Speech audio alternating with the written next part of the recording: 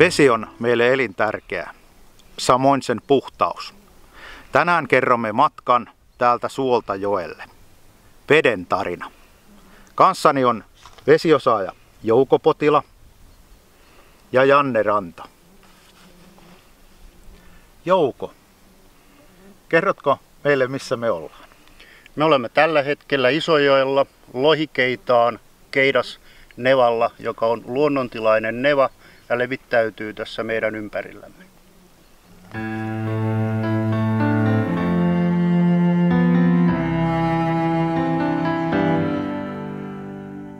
Jouko, kerrotko meille, että mistä nämä vedet tänne suolle tulevat? Näille nevoille vettä kertyy kahta reittiä, tulee sadevetenä ja sitten ympäröiviltä kankailta valumavesinä. Näille keidasnevoille vesi tulee pääasiassa sadevetenä ja siitä muodostuu sitten tämä vesimassa, mikä sitoutuu tähän nevaan ja turpeeseen. Janne, kerrotko, että mikä tämän veden matka tässä suolla on sitten ja mikä sen suon merkitys on tässä niin kuin veden matkalla? No joo, tämähän niin kuin toimii tämmöisenä luontaisena vesivarastona ja tämä pidättää hyvin vettä tosiaan ja toimii ikään kuin tämmöisenä luontaisena suodatuskenttänä. Eli vesi hitaasti menee tämän läpi ja ottaa siitä sitten, suo ottaa siitä ylimääräiset ravinteet pois.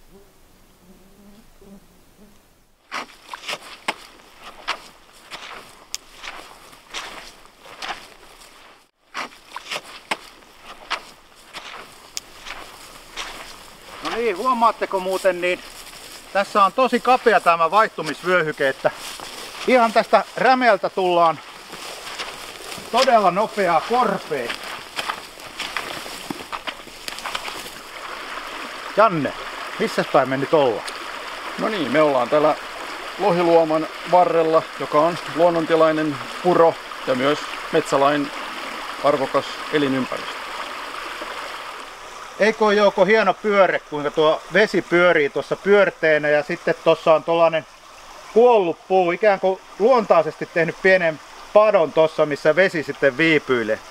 Kerrotko Jouko, että mitä piirteitä tässä puronuomassa on? Mitä hyviä piirteitä tässä veden matkalla?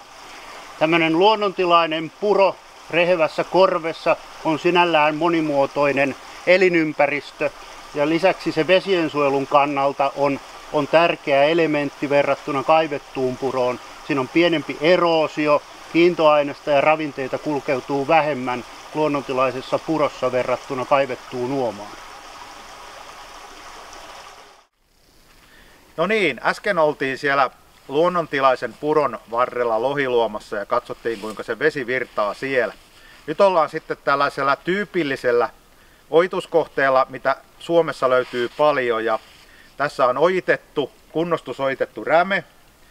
Mitä mieltä, Janne, sä oot tästä ojan syvyydestä?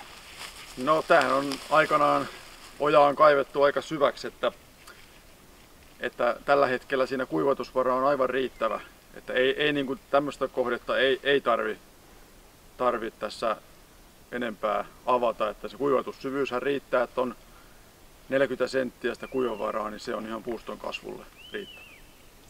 Jouko, mitä sitten kun näitä puustoja tässä harvennetaan ja jos tehdään matalempia ojia, niin kuinka saadaan turvattua puuston kasvu ja veden korkeus?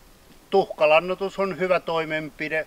Lisätään puuston kasvua, lisätään hiilensidontaa ja sitten kun puusto kasvaa lisää, niin sillä taas pidetään sitä vesipintaa sopivalla korkeudella, eli sillä säästytään siltä uudelta kunnostusojitukselta. Jouko, kerrotko vielä, että minkälaisia vesiensuojelutoimenpiteitä ihan täällä alkupäässä kannattaa tehdä? Aina kun tehdään kunnostusojitushanke, siihen pitää sisältyä vesiensuojelusuunnitelma, joka hyväksytetään ELY-keskuksella ja siinä otetaan huomioon ne tarvittavat vesiensuojelutoimenpiteet. Yleensä tehdään vähintään lietekuoppia joka ojan päähän ja sitten jos on laajempi kunnostusojitushanke, niin sitten myös järeempiä toimenpiteitä, esimerkiksi laskeutusaltaita. Onko myös niin, Janne, että tällaisen ojan ylitte, kun tehdään niitä ylityksiä, niin kannattaa niin kuin suunnitella se tarkkaan, ettei tule päästöjä. Joo, kyllä se turhaa ojien yliajamista harvennushakkuilla ja myös uudistushakkuilla niin pitää välttää ja suunnitellaan niin, että ajourat menee yhdestä kohtaa ja tehdään siihen sitten semmoinen silta, vaikka puutavaralla täytetään oja ja jos se oja rikkoontuu, niin se aiheuttaa sitä eroosiota lisää. Okei, eli nyt kun ollaan tällaisessa tasaikäisessä metsässä, niin siirrytään seuraavaksi katsomaan jatkuvapeitteistä metsää. No niin, Janne, ollaan nyt tällaisella turvekankaalla, mikä on ojitettu joskus aiemmin. Mikälaisia uudistamismenetelmiä täällä kannattaisi käyttää? No, tässähän nyt varmaan kannattaa välttää sitä avohakkuuta, että kun avohakkuun tekee, niin metsän haiduttava vaikutus poistuu ja se nostaa sitten pohjaveden pintaa. Nyt kun täällä on jätetty tätä puustoa haihduttamaan, niin voidaan jopa välttää kokonaan ojien kaivua ja sitä kautta taas sitten säästytään vähän näiltä vesistövaikutuksilta. Joskus voisi olla tarpeen tehdä tämmöinen tuhkalannoitus tänne kohteelle, että saadaan sitä haihdutusta ylläpidettyä.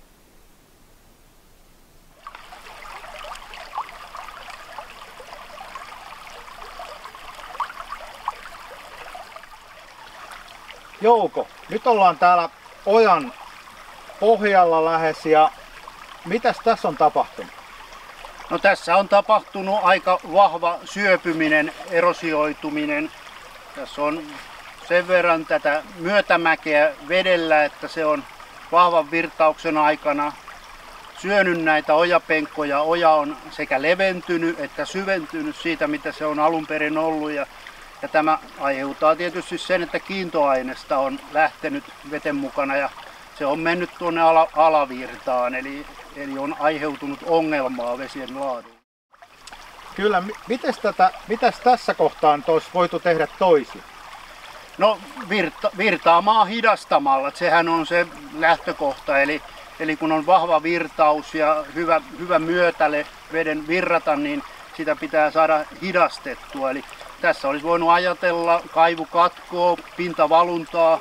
No ne on nyt lähinnä samaa asiaa, mutta näillä olisi voinut lähteä liikkeelle ja siihen olisi voinut lisätä ehkä jonkun pohjapadon tai pohjapatosarjan. Mutta joka tapauksessa se virtaaman hidastaminen olisi se asia, millä tätä saadaan korjattua. Kyllä.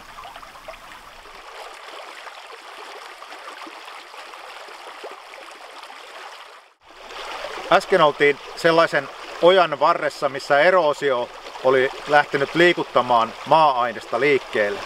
Jouko, kerropas kuinka tämä tilanne ratkaistaan. Vesiensuojeluratkaisuja on erilaisia ja niillä kaikilla pyritään hidastamaan sitä kiintoaineksen kulkeutumista alapuolisiin vesistöihin ja samalla ravinteiden kulkeutumista. Tässä takana näkyvä laskeutusalas on yksi mahdollinen ratkaisu. Näitä laskeutusaltaita voidaan toteuttaa enintään 50 hehtaarin valuma-alueelle ja tavoitetilavuus näille altaille on noin 2-5 kuutiota per valuma-alue hehtaari. Ja on hyvä muistaa aina, että näitä vesiensuojeluratkaisuja tarvitaan monia ja aina yksi ratkaisu ottaa osan näistä aineksista kiinni ja osan myös ravinteista. Nimenomaan, ja tämä laskeutusallas toimii parhaiten sellaisilla maalajeilla, jotka ei ole kovin hienojakeisia, koska hieno aines tahtoo mennä näistä läpi, eli tämä pidättää lähinnä karkeampia maa-aineita.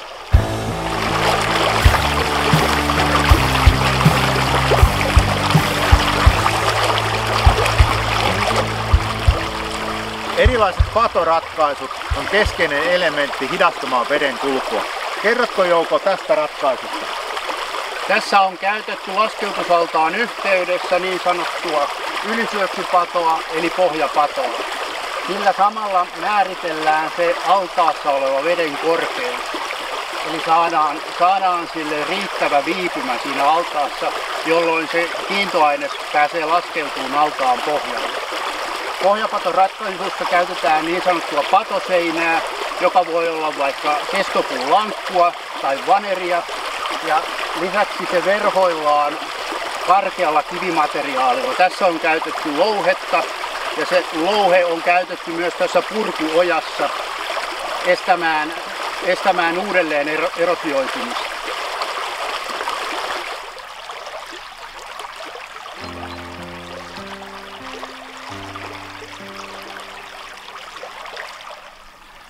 Olemme nyt saman lohiluoman varrella, mikä tuolla ylempänä mutkitteli luontaisesti eteenpäin. Ja nyt ollaan sellaisella kohdalla, missä tämä näyttää aika suoralta tämä luoma. Kerrotko, Janne, jotain tästä?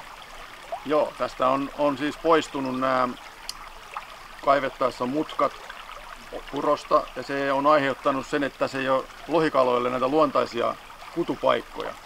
Tässä kohteella on tänne keinotekoisesti tehty niitä, eli on lisätty tähän puroon tällaisia puusuisteita, mitkä aiheuttaa sen, että siinä kohtaa veden virtaus vähän hidastuu ja siihen kertyy sitä soraa, mikä on tälle lohikalalle hyvä kutupaikka.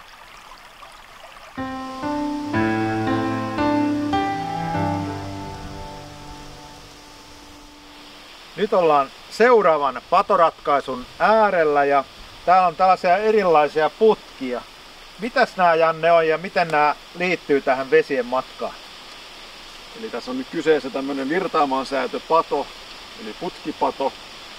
Tässä on kaksi putkea tässä padossa ja alempi putki on se, mistä menee normaali virtaaman aikaan vesi. Ja se on mitoitettu sillain, että se on koroltaan sama, mikä tähän tässä tapauksessa altaaseen saapuvan ojan pohja.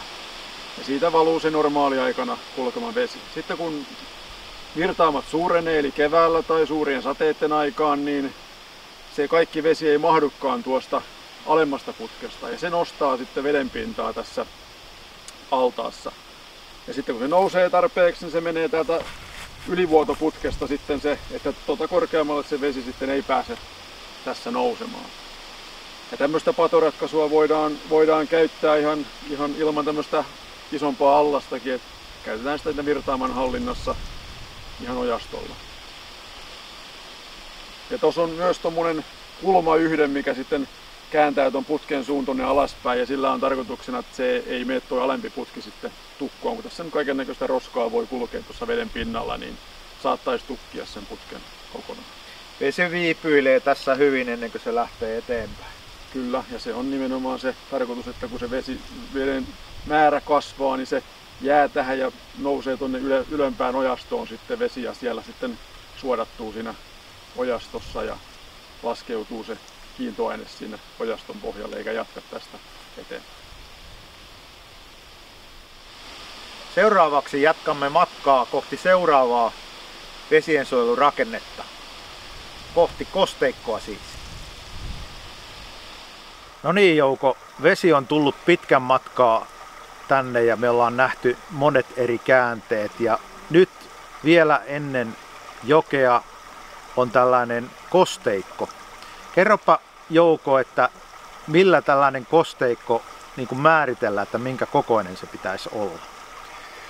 No, tässä takanamme näkyvä kosteikko on rakennettu kaivurityönä pitkäpuomisella kaivurilla ja tavoitelaajuus kosteikolle pyritään siihen, että kosteikon pinta-ala olisi noin prosentin siitä valuma-alueen pinta-alasta, kosteikon kokonaispinta-ala. Ja kosteikossa on tärkeää se, niin kuin muissakin vesiensuojelurakenteissa, eli saavutetaan se tietty viipymä, mielellään vuorokausi.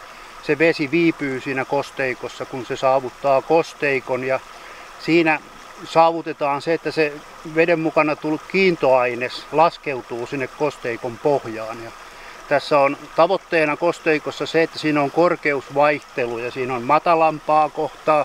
Yleensä tuolla päässä, mistä vesi saapuu kosteikkoon, niin on syvännealue, mihin putoo se suurin osa siitä kiintoaineksesta. Ja sitten täällä välillä voi olla sellaista matalaa aluetta, mihinkä myöhemmin sitten syntyy sitä vesikasvillisuutta, mikä sitten kuluttaa sitä ravinnetta, mitä vesi on tähän kosteikkoon tuonut. Mutta kosteikko on melko vaikuttava vesiensuojelurakenne, jos verrataan vaikka laskeutusaltaaseen. Ja nämä kaikki kohteet, mitä me ollaan nähty tämän matkan varrella, niin nehän nappaa osan niistä ravinteista ja sen takia on tärkeää, että niitä on monta näitä ratkaisuja. Nimenomaan pyritään siihen valuma-aluekohtaiseen suunnitteluun, eli tarkastellaan sitä koko valuma-aluetta ja mietitään soveltuvia näitä vesiensuojeluratkaisuja sitten eri paikkoihin. Ja tässä nyt on tämä viimeinen rakenne ennen tätä jokea on tämä kosteikko ja tämä on vaikuttava, ottaa paljon ravinteita ja kiintoaineista sitten tähän kosteikkoon kiinni. Ja eikö myös monimuotoisuuden kannalta niin tällä kosteikolla on merkitystä, eli eikö vesilintuja ole tällaisissa kohteissa? Kyllä joo, tänne on sorsia tulee ja muutakin, voi olla juoma-altaana vaikka hirvieläimille ja tuosta monimuotoisuutta tähän metsäluontoon on kyllä ihan eri tavalla. Mitäs sitten kunnostustoimenpiteitä, minkälaisia ne vois olla sitten tässä kun aika menee eteenpäin?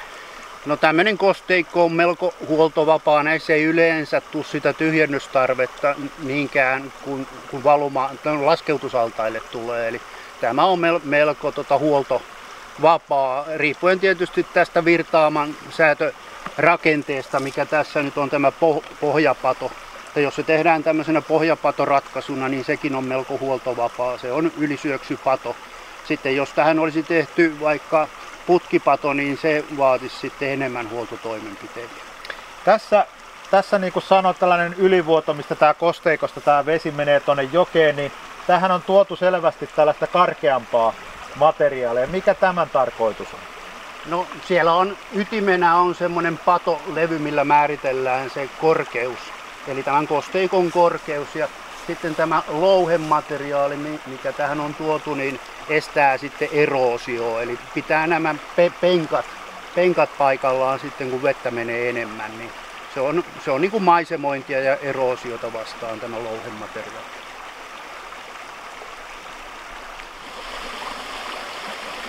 Veden matkalla tarvitaan siis monta vesiensuojelurakennetta. Siinä tarvitaan maanomistajan, suunnittelijan ja toteuttajan yhteistyötä. Silloin saavutetaan paras lopputulos.